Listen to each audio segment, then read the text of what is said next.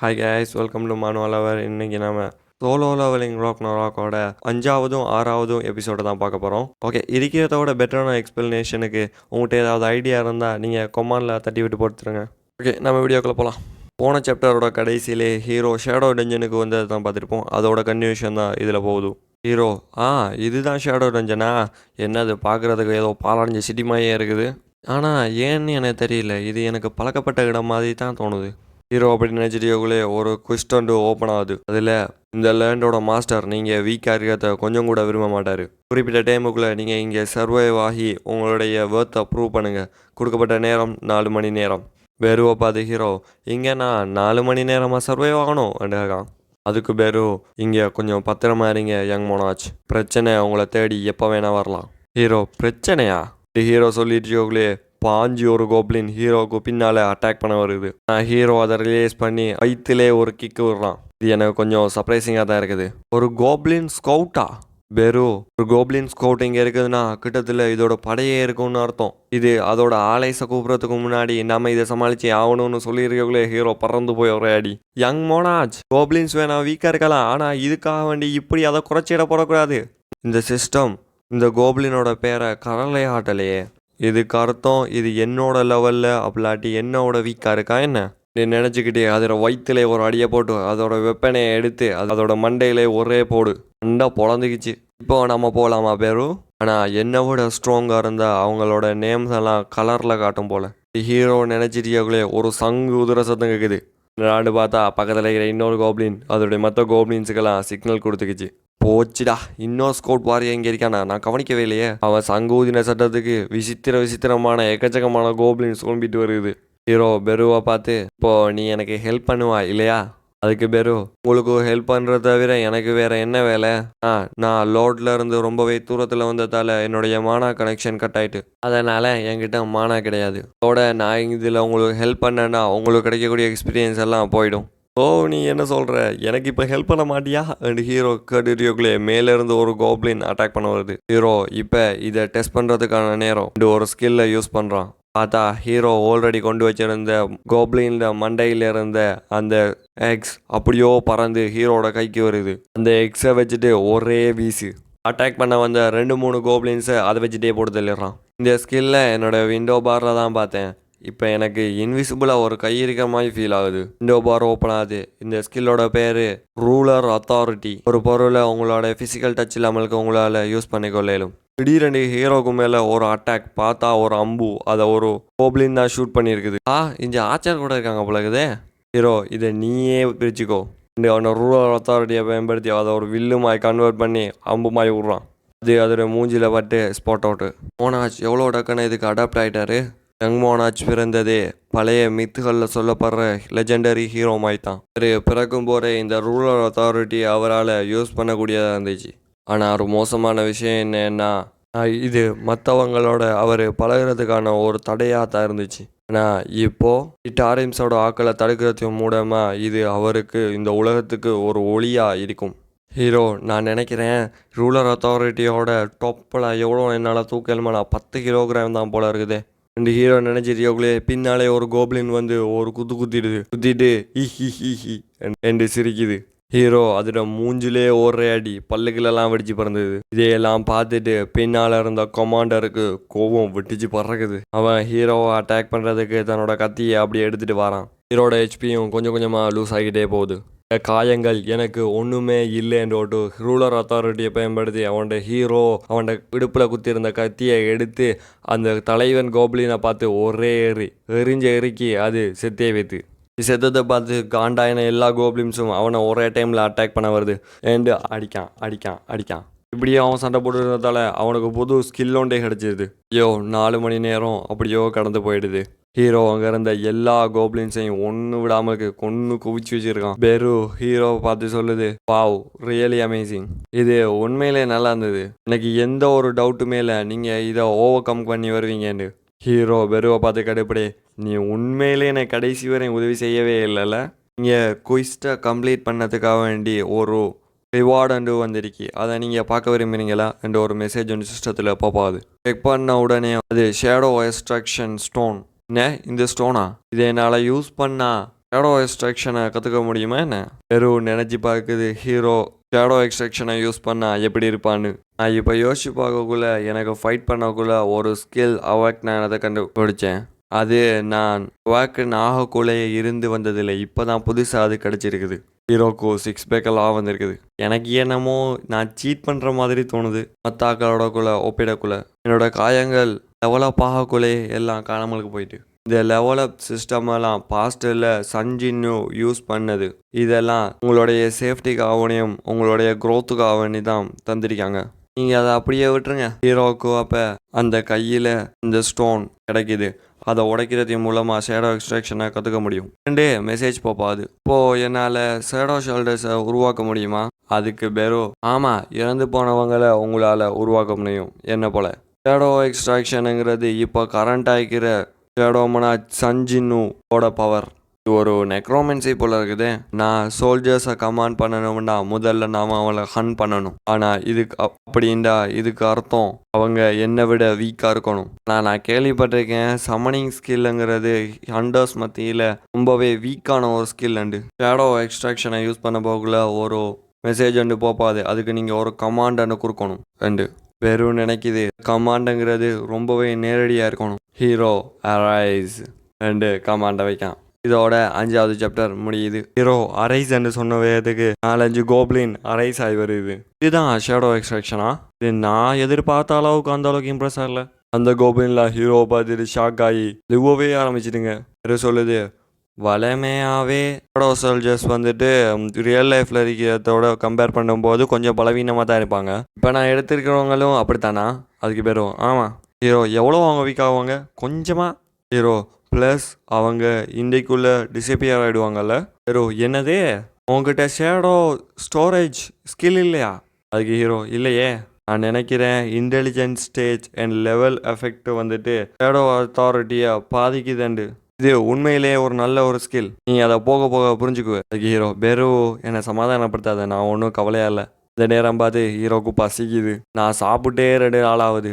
முதல்ல போய் சாப்பிடணும். சோறு முக்கியம். பிகிலு இருந்து எப்படி வெளியில் போகிறது? இதுக்கு அந்த ஷேடோ கீயை யூஸ் பண்ணி வெளியில் போய் தரலாம். சரி வா போதால போய் சாப்பிடலாம். அதுக்கு எஸ் சார் எங்குது வெளியில் வந்து ஹாஸ்பிட்டல் சாப்பாடு ஹீரோ வெளுத்து கட்டிக்கிட்டு இருக்கான். யாருன்னு நினச்சா ஹாஸ்பிட்டல் ஃபுட் இவ்வளோ டேஸ்ட்டாக இருக்குமாண்டு. இப்போ மோனாஜ் நான் இப்போலேருந்து நீங்கள் என்ன செய்யணும்னு சொல்கிறேன் கேளுங்க. உங்களுக்கு மொத்தம் 3 மிஷின் இருக்குது.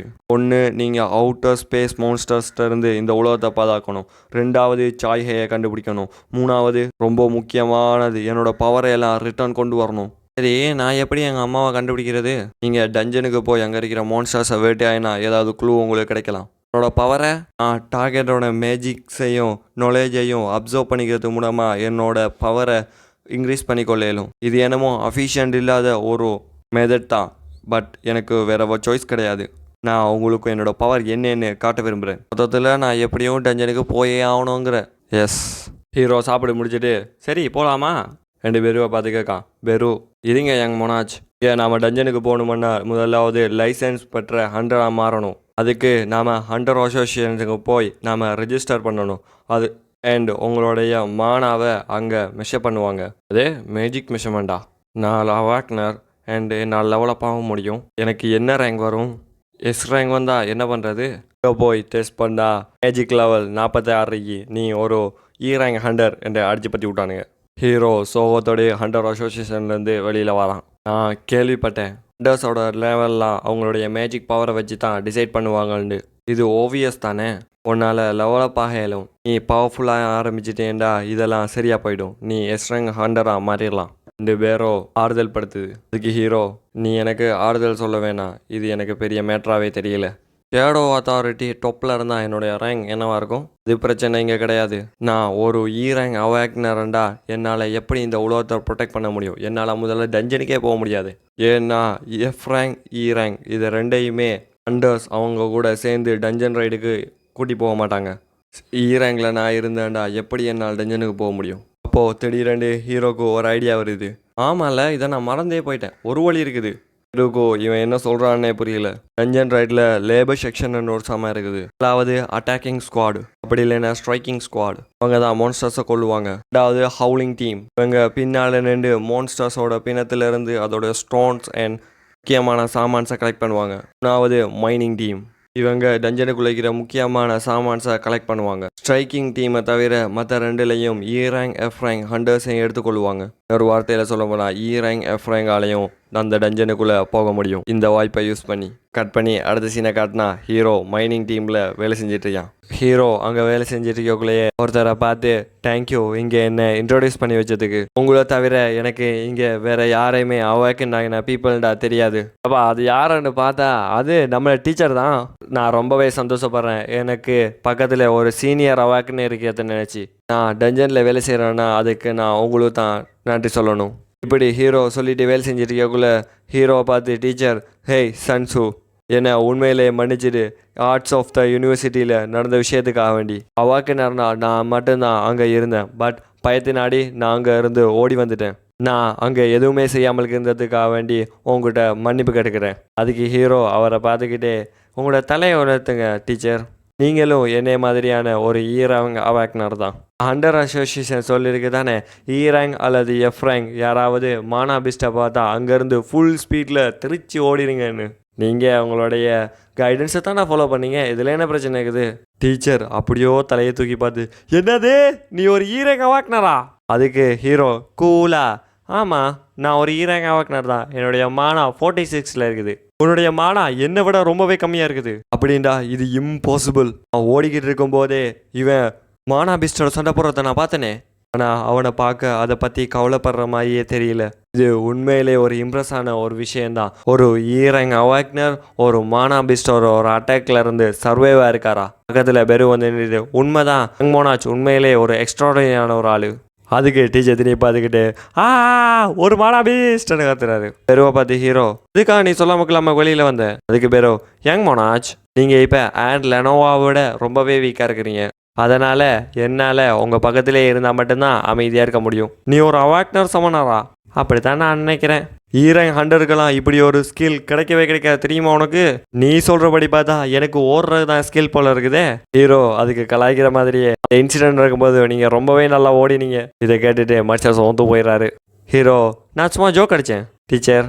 அவன் பக்கத்தில் போய் நின்றுட்டு நீங்கள் எக்ஸ்பெக்ட் பண்ண மாதிரி அவனை மனசளவில் மொத்தமாக கசக்கி புழிஞ்சிட்டீங்க. நான் ஷேடோ டஞ்சனை தவிர இன்னொரு டஞ்சனுக்கு இப்போ தான் முதல் முறையாக வந்திருக்கேன். இப்போது அட்டாக்கிங் ஸ்குவாட் அந்த மான்ஸ்டர்ஸை வெட்டியாடி இருக்கும்னு நினைக்கிறேன். இங்கே பார்த்தா அட்டாக்கிங் ஸ்குவாடெல்லாம் அதை பேசிக்கிட்டு இருக்கானுங்க. இந்த டஞ்சன் ரொம்பவே எம்டியாக இருக்குது. இந்த லோன்லியான பீஸ்ட் மட்டும்தான் இங்கே இருக்குது. இது வரைக்கும் இந்த வேர்ஸ்டான வுல்ஃப் மான்ஸ்டர்ஸை மட்டும்தான் நம்ம ஹண்ட் பண்ணிக்கிட்டு இருக்கோம். இந்த வுல்ஃப்ஸ் எல்லாம் அந்தளவு காசுக்கே போகாது. இதுக்கு பக்கத்தில் இருந்தவன் சில டைம் இதுக்கிட்ட இருந்து மானா எசன்ஸ் ஸ்டோன் கிடைக்கிறதுக்கான வாய்ப்பு இருக்கு.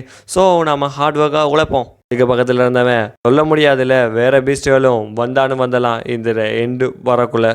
அப்போ அங்கே சைடில் போனவன் லீடர் இங்கே பாருங்க இங்கே ஒரு சீக்ரெட் பார்த்து இருக்குது. நீ அவன் சொல்கிறத கேட்டீங்களா? உள்ள போகலாமா?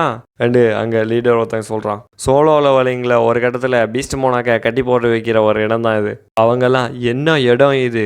இன்னொருத்தன் இங்கே என்னப்பா நடந்திருக்கும் இவ்வளோ மோசமாக இருக்குது. இங்கே பக்கத்தில் இருந்தவன் நம்ம போய் பேக்கப்ஸை கொஞ்சத்தை கூட்டிகிட்டு வரலாமா? அதுக்கு இன்னொருத்தன் என்னுடைய மேஜிக் டிடெக்ஷன் சென்ஸ் என்ன சொல்லுதுன்னா இங்கே எந்த ஒரு மேஜிக் பீஸ்டோ இல்லை வேற யாரோ இருக்கிற மாதிரி எதுவுமே தெரியல. இங்கே ஒன்றுமே இல்லையா? அப்படின்னா என்ன மாதிரியான பிளேஸ்டா இது? அப்படின்னா இங்கே நம்மளால் ஏதாவது ஒன்றை கண்டுபிடிக்க முடியும் போல இருக்குது.